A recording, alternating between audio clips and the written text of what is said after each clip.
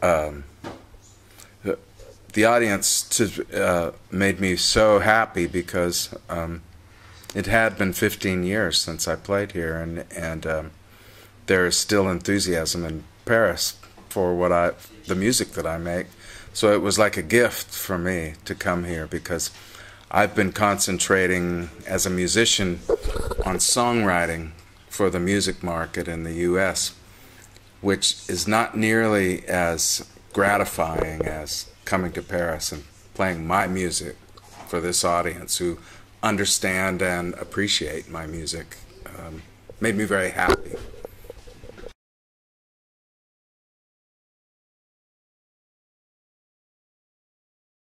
Yes, I've been writing music for the country market, but about a year ago I started feeling very frustrated.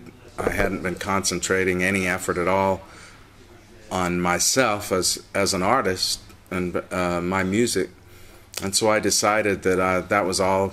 Life is so short, you know. I'm 58 years old now, and I don't want to cater anymore to a marketplace. I just want to make my music the way that I want to make it. So I got together with some great musicians from Memphis and Nashville. David Hungate, Larry Carlton lives in Nashville. He's there. Tommy Wells, Danny Parks, wonderful guitar player. Jim Horn, the saxophone player. And we've been rehearsing, and we've just started playing live in Nashville. But let me tell you, the audiences in Nashville are not nearly as appreciative for what I do as the audience in Paris. I would love to come to Paris for a summer and play in a club maybe, or just to play, and because they're...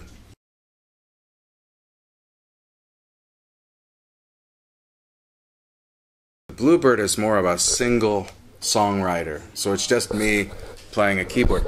But with my band, we played at a club there called Third and Lindsley. And when I go back, I think the 19th of this month, October, we will play at a club called Douglas Corner. That's more of it's a bigger club, but you can play loud in there, and it's more like a theater. So I will go in there with my band. But it's all very new for everybody. Because these musicians are session players, I have to work around their schedule. In other words, if I want to rehearse, I have to wait until everybody's available to rehearse. But we do rehearse because they love the music, and they play the music very well. So.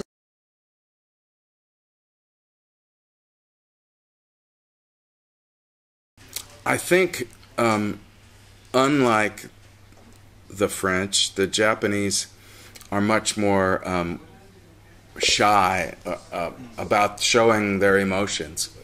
But they have every bit as much appreciation, I think. The people that do come, they want to see and hear the same things, the same music, the same kind of music, I think, that people here do. And the people who like me in the U.S., it's all there aren't as many, though, possibly in Los Angeles, but it's been so many years since I've lived in Los Angeles that I don't know what my audience might be like there.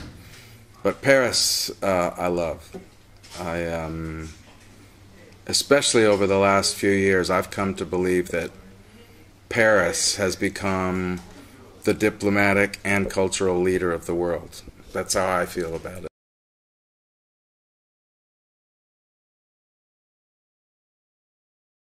Future album? I've finished about 8 songs, and I'm still writing. We recorded some very preliminary tracks to the newer songs. In fact, at the night of our concert 2 nights ago, I performed one of the songs that will be on the album. It was called "Back to Your Star." It had the word Texas in the chorus. And then once again, my band there, I can only record when they're available for the time being, until I get enough money to just pay everybody and say, you're working for me now, and not and not Reba McEntire or whoever. No, they don't really play on those records.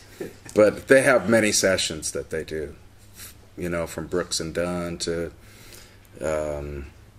who else? Pat McLaughlin is an artist in Nashville that some of them play with, who's a wonderful, soulful singer, lives in Nashville.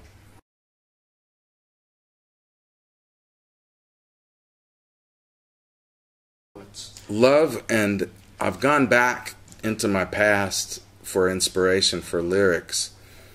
When I grew up in the western part of the United States, in Oregon, and I listened to a transistor radio at night, and I would tune in Wolfman Jack. I don't know if you remember his name, but he was a DJ, and listen to music. And then I had bands, and we would drive from my town to Los Angeles, and in between we would cross desert and very rugged country, very sparsely populated, and we'd play our radios and smoke a little pot, not much, but and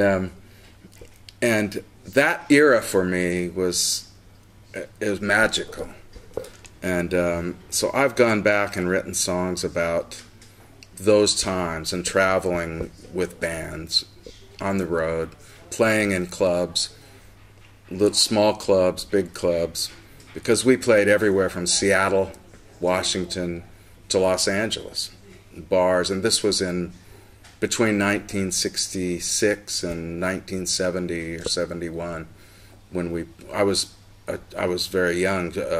I was 18 when I started, and it was during the period of time when I was about 18 until I was 25 or 30. Just played music all over the West, as I'm sure Robbie did, only along the East Coast. That period of time for me holds, at my age now, it rejuvenates me when I think of the music, when I think of the energy.